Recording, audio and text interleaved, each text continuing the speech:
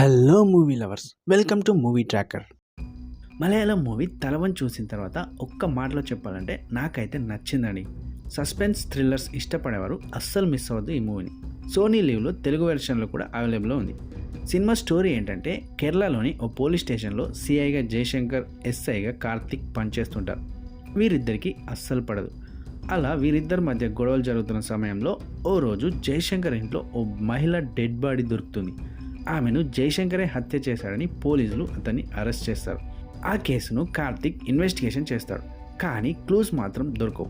మరోవైపు బెయిల్పై వచ్చిన జయశంకర్ కూడా హత్య చేసిన వాడి కోసం వెతుకుతుంటాడు. అదే టైంలో కార్తిక్ ఇంట్లో కూడా ఓ డెడ్ బాడీ దొరుకుతుంది. ఆ టైంకు అక్కడికి జయశంకర్ కూడా వస్తాడు. కార్తిక్ను అరెస్ట్ చేయడానికి పోలీసులు వచ్చేలోగా జయశంకర్, కార్తిక్ కలిసిపోతారు.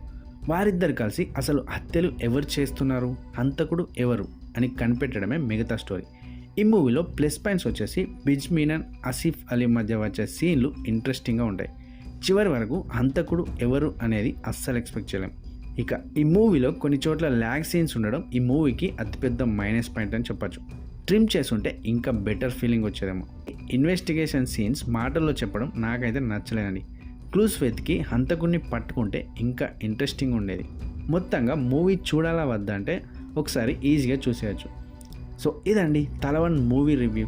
ఈ రివ్యూ కనుక మీకు నచ్చినట్టయితే వీడియోను లైక్ చేయండి.